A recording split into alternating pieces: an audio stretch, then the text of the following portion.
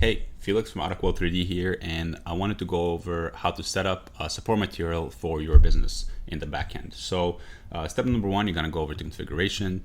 We wanna make sure that we have a few materials here. We need at least one. You can see that right now I already have this PLA set to BVOH, so I'm just gonna add one more just so that we can see what that looks like.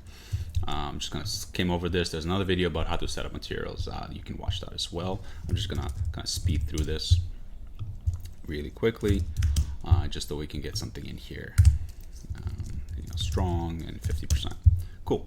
So now that I have two, you're gonna hop over to the support material tab, makes sense, and then you'll see that we have two materials to select from. If you had no support material set up, you'll see a screen like this, which is what you will see on your screen if you haven't set this up before. And it's as easy as clicking add support material. It's very similar to the last page. We're gonna name this BVOH. Let's say you're doing PLA plus BVOH, for example. Then you're gonna need to select the density of the material. You're gonna have to input that.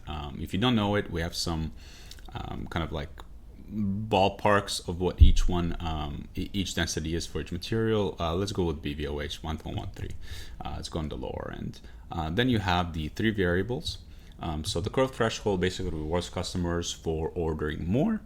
This is a good one because if you have like a print and has a lot of support material, you basically can set this to like something like 0.5, and you can see that the curve really like falls off, which means that when a customer orders just a little bit of something that has just a little bit of support material, they're gonna get charged kind of more than per gram than they would if there was like 1,000 grams of support material.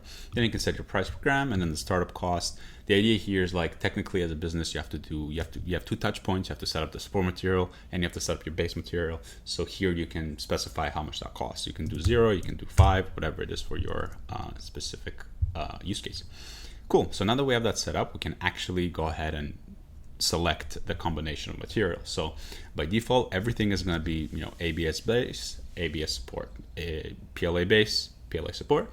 If you wanted to do a different combination, you can just simply click on BVOH, and that is all it takes to set up a multi-material kind of preset for your customers. So now when a customer goes on the widget and they select PLA, by default you're gonna pair that with BVOH so that you're charging the customers the correct amount based on how you like to set your business up.